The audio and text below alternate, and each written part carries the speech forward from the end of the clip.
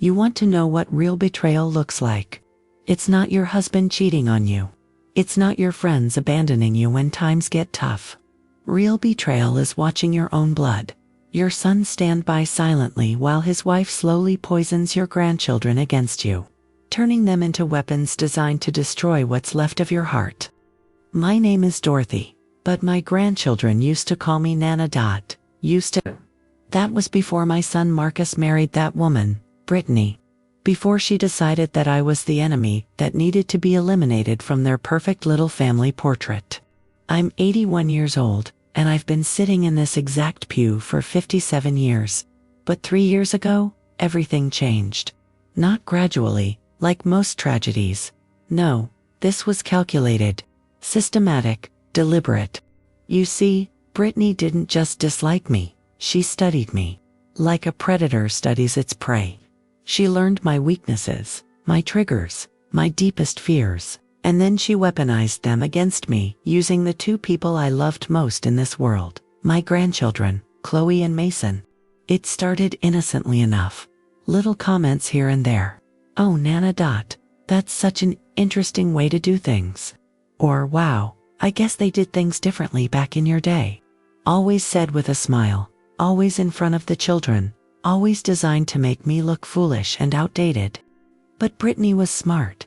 Smarter than I gave her credit for. She never crossed the line completely. Never said anything that Marcus could call her out on. She just planted seeds. Tiny, poisonous seeds of doubt and embarrassment. The first major incident happened right here in this church. I had brought little Mason, who was 6 at the time, a small wooden cross that had been my father's. It was a family heirloom, something precious I wanted to pass down. But when Mason showed it to his mother, Brittany's face changed. She didn't say anything at first, just smiled that cold, calculating smile of hers. Later that week, I found out she had told Mason that the cross was creepy and probably cursed because it was so old. She convinced a 6-year-old child that his great-grandfather's blessing was actually something to be afraid of. Mason came to me the next Sunday, trembling, and asked me to take the scary cross back. That's when I realized I wasn't dealing with simple dislike. This was warfare.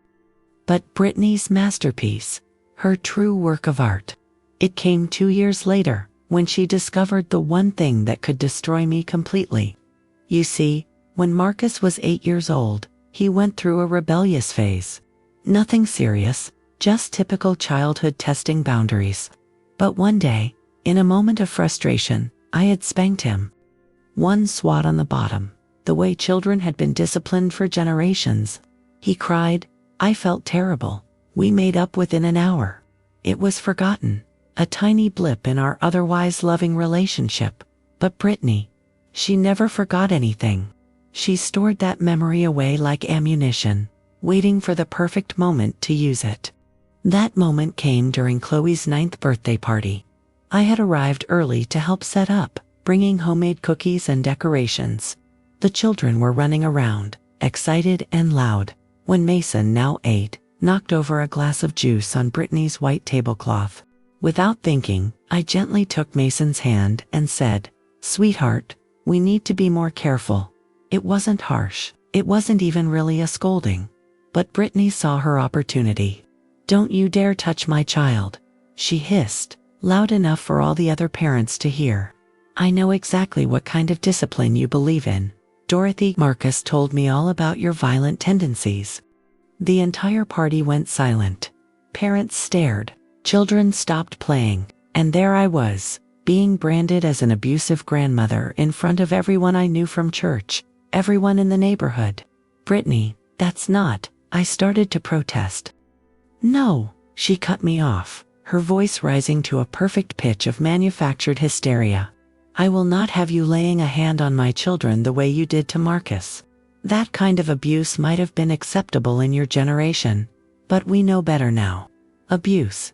She called a single decades-old spanking abuse. And worse, she made it sound like I had beaten Marcus regularly, like I was some kind of monster who got pleasure from hurting children. Marcus, my own son. He stood there like a statue, saying nothing, not defending me, not correcting the narrative, just silent, watching his mother be publicly humiliated by his wife, and choosing to do absolutely nothing about it. But the cruelest part was what happened next. Chloe, my sweet granddaughter who had been looking forward to showing me her birthday presents, walked up to me with tears in her eyes and said, "Nana Dot, did you really hurt Daddy when he was little? How do you explain to a 9-year-old that discipline and abuse are different things? How do you defend yourself against accusations designed to make you look guilty no matter what you say?" If I said yes, I admitted to being violent. If I said no, I was calling her mother a liar. So I did the only thing I could do. I left. I walked out of my granddaughter's birthday party while she cried and asked why Nana Dot didn't love her anymore. That night, Marcus called me. Not to apologize. Not to defend me, but to tell me that maybe I should take some time before seeing the children again. Maybe I should think about whether my old-fashioned methods were really appropriate for modern children. Old-fashioned methods, as if loving your grandchildren, wanting to guide them, caring about their behavior was some kind of outdated concept. But Brittany wasn't done. Oh no, she was just getting started. The next phase of her campaign was even more insidious. She began rewriting history, slowly but methodically erasing me from my grandchildren's memories and replacing me with a villain of her own creation. She started with photos. Family pictures that had me in them mysteriously disappeared from their home. When the children asked where Nana Dot had gone in the pictures, Brittany would say things like, "Oh, Nana Dot was going through a difficult time then. She wasn't herself." She moved on to stories. Anytime the children mentioned a happy memory that included me, Brittany would subtly twist it. "Oh yes, that day at the zoo. That was when Nana Dot got angry at Mason for wanting ice cream. Remember? She made you cry." None of it true, but said with such conviction that the children began to doubt their own memories. But her most devastating weapon was the whisper campaign she launched among the other church families. She told them I was struggling with acc-related confusion. She said I had inappropriate outbursts around the children. She painted me as a sad, delusional old woman who couldn't accept that times had changed. Soon, other grandparents started treating me differently, with pity, with careful distance, like I was a cautionary tale of what happens when you don't know when to step back. The children started believing it too. Chloe, who used to run to hug me after every church service, began approaching me cautiously, like I might explode at any moment. Mason started hiding behind his mother whenever he saw me, as if I was some kind of monster. And then came the final blow. The one that nearly killed me. It was Christmas Eve, 2 years ago. I had been effectively banned from family gatherings for months, but I thought surely on the night we celebrate Christ's birth, there might be room for forgiveness, for family.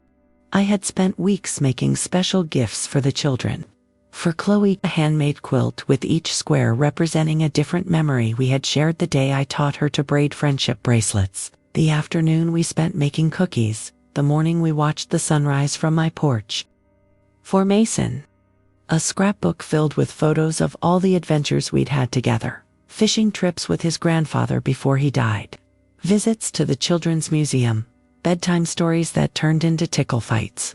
I brought these gifts to the Christmas Eve service, hoping to give them to the children afterward, hoping that maybe the Christmas spirit would soften Brittany's heart. But when I approached them in the parking lot, Brittany didn't even let me speak. She took one look at the wrapped packages in my hands and said, "How dare you show up here trying to manipulate my children with guilt gifts? Brittany, please," I begged. "It's Christmas. They're just what? Bribes. Attempts to buy their love because you know you've lost it through your own toxic behavior." But it was what happened next that broke me completely. Chloe, who was now 11 and old enough to understand the weight of her words, looked at me with genuine disgust and said, "Nana Dot, why can't you just leave us alone? Mom explained everything to us. We know what you did to Daddy. We know you have anger problems.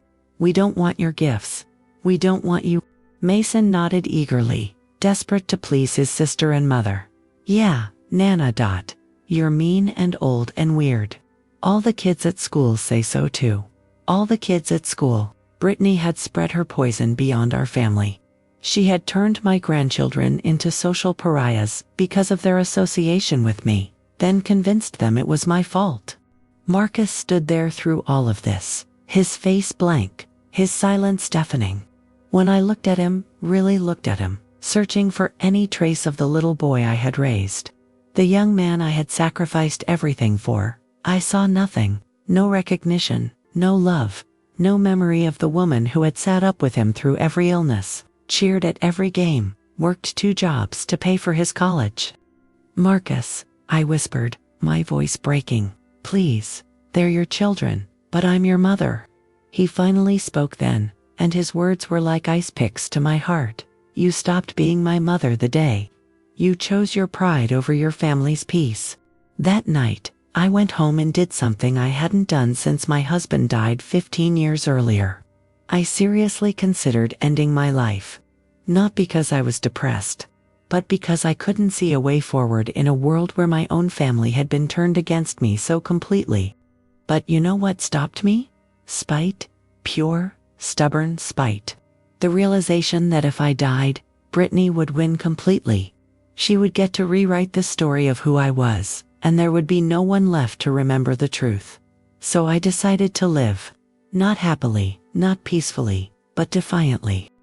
For the past 2 years, I've watched my family from this pew, and I've seen the full extent of Brittany's handiwork. Chloe, who is now 13, has developed an eating disorder. She barely weighs 90 pounds, but Brittany calls it being health conscious. Mason, who is 10, has been in 3 different schools because of behavioral problems. He's angry all the time, violent with other children, but Brittany insists it's just boys being boys. My grandchildren are falling apart, and the one person who might be able to help them, the grandmother who raised their father, who has decades of experience with children, who loves them unconditionally, has been painted as the enemy. I see Marcus sometimes, when Brittany's not looking, watching his children with worry and confusion. I think he's beginning to realize that something is very wrong, but he's in too deep now. He's invested too much in Brittany's version of reality to admit he was wrong. And the most heartbreaking part, sometimes I catch my grandchildren staring at me during service, and I can see glimpses of the children they used to be. Chloe will look at me with these lost, confused eyes, like she's trying to remember something important, but can't quite grasp it. Mason will sometimes start to wave, then remember he's not supposed to, and quickly look away.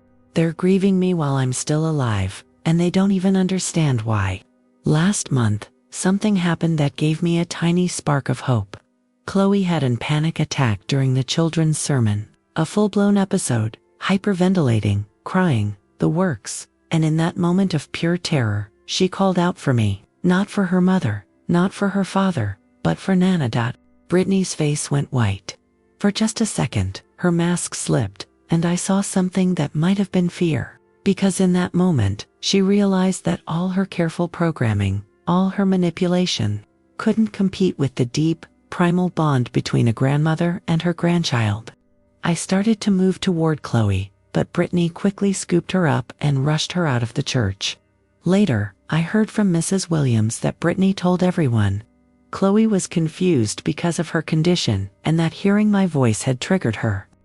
But I know the truth. I know that somewhere deep inside my granddaughter, beneath all the lies and manipulation, there's still a little girl who remembers being loved unconditionally by her Nana.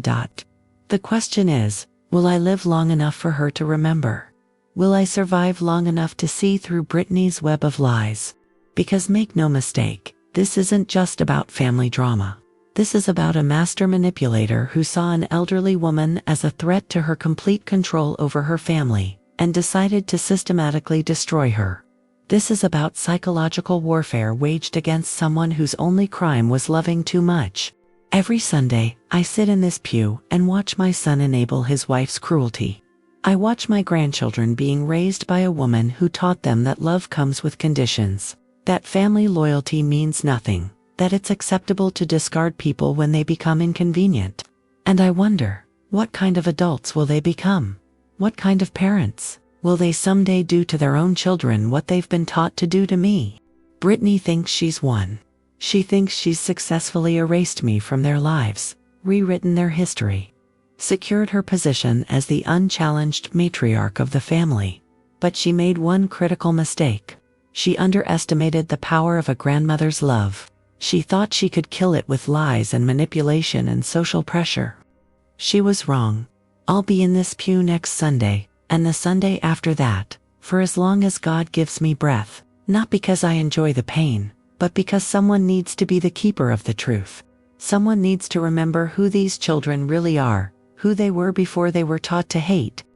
And someday, maybe when they're adults, maybe when they have children of their own, maybe when Brittany's control finally slips, they'll need that truth. They'll need to know that once upon a time, they had a grandmother who loved them so much she was willing to endure anything, suffer any humiliation, bear any pain, just to stay close enough to love them from afar. That's my cross to bear. That's my vigil. That's my revenge against a woman who thought she could erase a grandmother's love. She can turn them against me, but she can't make me stop loving them. And in the end, love always wins. It might take years, it might take decades, but truth has a way of surfacing. When it does, I'll be right here, waiting. Because that's what real love looks like. It doesn't give up. It doesn't surrender. It endures. Even when it's the most painful thing in the world.